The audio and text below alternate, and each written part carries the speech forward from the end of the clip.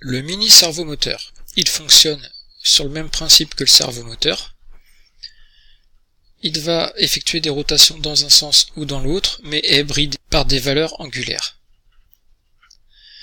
Pour le câblage, en fonction de l'accessoire que vous allez acheter,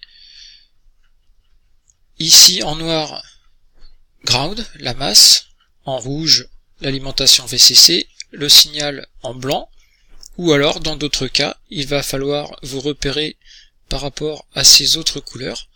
Le marron sera assimilé au noir, la masse, ground, le rouge reste l'alimentation, VCC, et le orange sera assimilé au fil blanc pour le signal.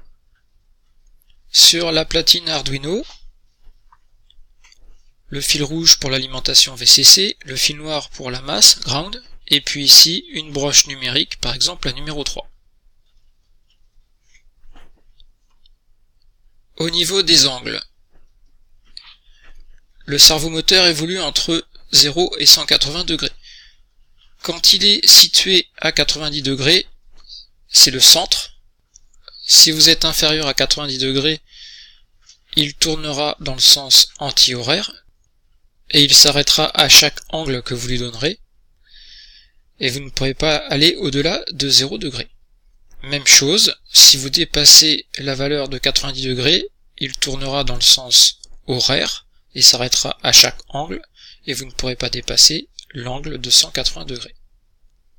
Nous testons le servomoteur avec le logiciel Mblock, une boucle répétée indéfiniment. Je vais demander au servomoteur qui est branché sur la broche numérique numéro 3 de tourner jusqu'à l'angle maximal 180 degrés dans le sens horaire. Il va attendre 2 secondes, ensuite il va tourner dans le sens anti-horaire jusqu'à l'angle minimal de 0 degrés, il attend 2 secondes et il se replace au centre et attend également 2 secondes. Vérifions les paramètres, pas de communication entre le logiciel et la platine, choix des extensions, Arduino, choix de la carte, Arduino Uno, choisissons le bon port de communication. La communication est établie, nous pouvons téléverser le programme dans la platine Arduino.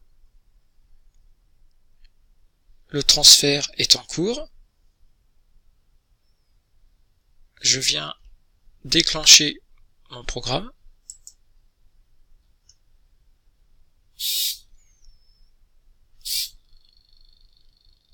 Donc vous voyez que le palonnier tourne dans un sens, puis dans l'autre, et qu'il revient à la position centrale de 90 degrés.